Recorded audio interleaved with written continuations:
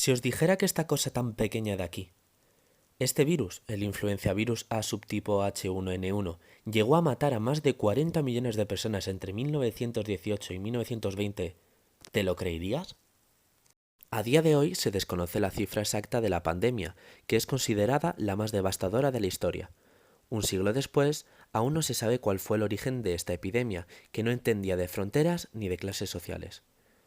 Aunque algunos investigadores afirman que empezó en Francia en 1916 o en China de 1917, muchos estudios sitúan los primeros casos en la base militar de Fort Riley, en Estados Unidos, el 4 de marzo de 1918. Tradicionalmente se ha considerado enfermo cero al cocinero Gilbert Michel de Fort Riley, en Kansas, ingresado el 4 de marzo de 1918. Horas después ya se contabilizaban decenas de casos, hasta el punto de tener que habilitar un hangar para los enfermos, pues el hospital no tenía capacidad suficiente.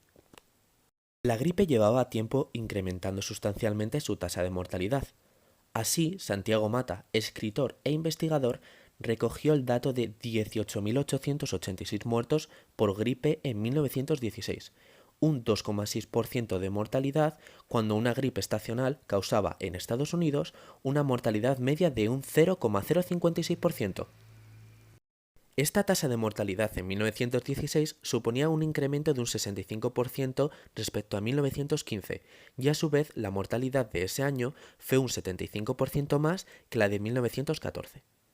Pero en diciembre de 1917 surge un dato sorprendente en Cap Greene, cerca de Charlotte, Carolina del Norte, donde se constatan 20 muertos de un total de 565 enfermos de gripe, todos ellos hombres jóvenes.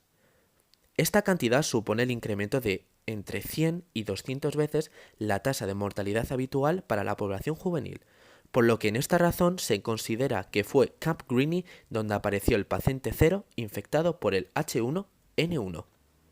En diciembre de 1917 ya eran 14 de los 16 campamentos militares existentes afectados por la gripe con casi 200 muertos. El presidente estadounidense Wilson consultó con el general Peyton March, jefe del Estado Mayor desde mayo de 1918, si deberían suspender los envíos de tropas a Europa para no propagar la epidemia, pero March le indicó que una noticia así podría empeorar la situación de Estados Unidos en la guerra. En agosto de 1918, cerca de 1,5 millones de soldados estadounidenses estaban desplazados en Europa, muchos de ellos enfermos de gripe. Tras registrarse los primeros casos en Europa, al parecer, en Francia, la gripe pasó al Reino Unido, después a Italia, más adelante cruzó a Alemania y por último a España, un país neutral en la guerra que no censuró la publicación de los informes sobre la enfermedad y sus consecuencias. De ahí que, pese a ser un problema internacional, se le diera nombre de la gripe española, ya que al parecer era el único país infectado. En el frente, la ofensiva de 1918 se suspendió por el ejército alemán, porque tenía a 1 millón de soldados enfermo en el mes de mayo. En la oleada de mayo de 1918 se cree que la mitad de los madrileños habían contraído la enfermedad. Pese a todo, lo peor estaba aún por llegar, porque las ciudades como Madrid habían pasado lo peor. Pero la segunda oleada, en 1918, afectó tanto a las ciudades como a los pequeños municipios del mundo rural.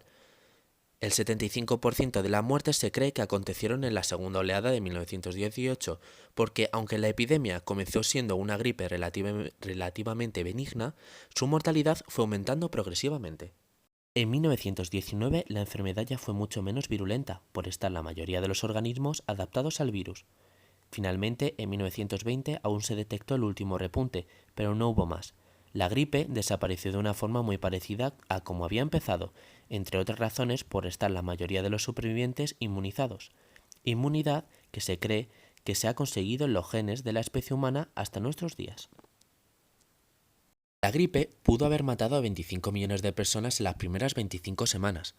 Estimaciones más antiguas indican que murieron entre 40 y 50 millones de personas. Sin embargo, la gran cantidad de países no disponían de un servicio sanitario capaz de recoger datos y muchos de los muertos no fueron contabilizados. Por esta razón, se estima que entre 50 y 100 millones de víctimas fueron las reales. La pandemia no dejó intacta prácticamente a ninguna región del mundo. Solo en la India las víctimas mortales alcanzaron entre 12 y 17 millones. En Gran Bretaña murieron 228.000 personas. En Estados Unidos fueron aproximadamente medio millón. Ni la apartada isla de Samoa, en el Pacífico Sur, se libró del contagio. Perdió el 23,6% de su población. En España, estudios recientes elevan la cifra de muertes a 260.000, 70.000 más que las estimadas oficialmente.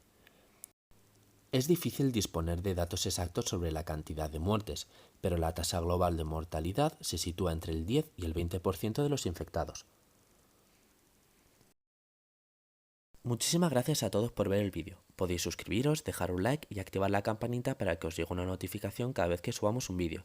También podéis seguirnos en Twitter en @h_bélica. ¡Hasta la próxima!